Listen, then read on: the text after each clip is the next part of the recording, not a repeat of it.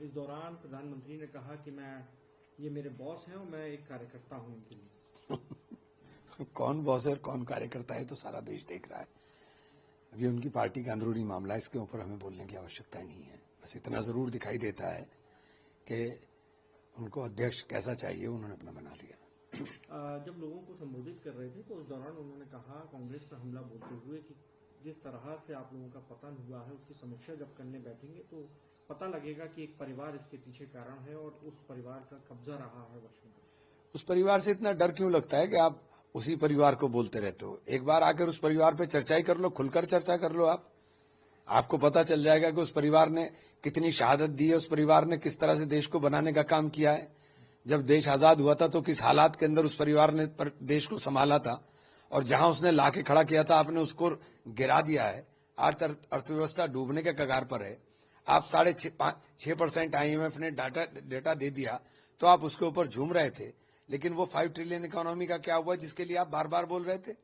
5 trillion economy के लिए तो 10% ग्रोथ रेट चाहिए, तो 10% ग्रोथ तेरे तो आई नहीं, 6.5 पर आ रही बकौल आपके। तो कहां जा रहे हैं आप, ये आप बताइए ना, हम क्या बताएं आपको, ये तो आप बताइए। इस बीच उन्होंने एक शब्द का इस्तेमाल किया, अर्बन नक्सलवाद। उन्होंने कहा कि और ये अंतर्राष्ट्रीय लेवल तक पहुंच चुका है। उन्होंने कहा कि जब भी मेरे बारे में कोई तारीफ करता है, ट्वीट करता है, तो कुछ पत्रकार ऐसे हैं जो उसके पीछे पड़ जाते हैं, उन लोगों के पीछे पड़ जाते हैं और उनसे बर्दाश्त नहीं होता। नहीं तो आप जिस तरह से आपका काम है उसके ऊपर जो गोदी मीडिया आपने बैठा रखी है वो 24 घंटे महिमा मंडन करती है और झूठे बातें और फर्जी बातें देश के अंदर फैलाती है, उसका क्या है?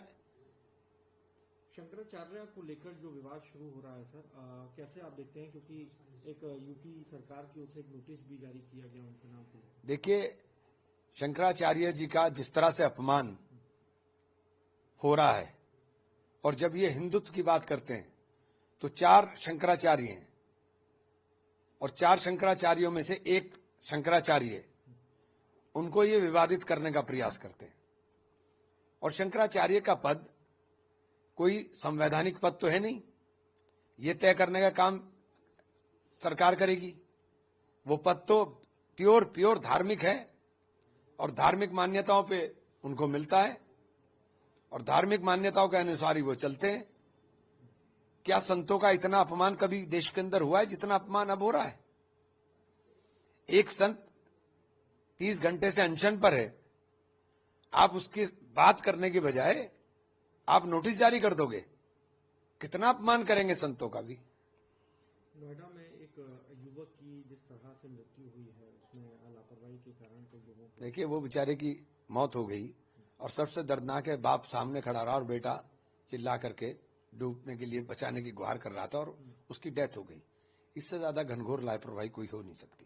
एक आखिरी सवाल सर ले लेता हूँ। कुछ वक्त पहले ये शुरू हुआ था डिबेट की हिजाब पहने मुस्लिम महिला को प्रधानमंत्री होना चाहिए, नहीं होना चाहिए। ओवैसी साहब ने इस पर खुल के बात की। उन्होंने कहा कि हम सपने देखने पर भी गुनाह होगा। अगर जिन लोगों को इससे आपत्ति हो वो तो पाकिस्तान की भाषा बोल रहे हैं। देखिए, दिक्कत ये नहीं है, दिक्कत ये है कि आप हिजाब को टारगेट कर करके नफरत फैलाने की बात कर रहे हो। और हिजाब पहनना कोई गुनाह तो है नहीं, हिजाब तो हमारी संस्कृति का हिस्सा है। भारतीय संस्कृति में भी तो सर के ऊपर पल्लू ढका जाता है, तो ये तो हमारी संस्कृति है। इस संस्कृति से किसी को एतराज क्यों है? इससे क्यों नफरत फैलाना चाहते हैं? संविधान में तो लिखा नहीं कि कोई मुसलमान प्रधानमंत्री नहीं बन सकता, संविधान में तो नहीं लिखा ना।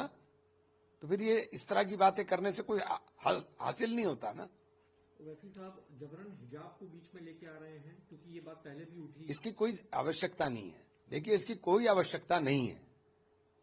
और बुनियादी मुद्दे बहुत हैं और बुनियादी मसाइल बहुत हैं। उन बुनियादी मसाइल के ऊपर बात करें, सब बेहतर होगा। हाँ, ये एक्चुअली ना आप दोबारा ड्रेस में नहीं मिलेगा ये। Thank you sir. 2 दिन और हैं, ये अब जी, अभी तो मैं चले जाऊंगा। थैंक यू सर, बहुत बहुत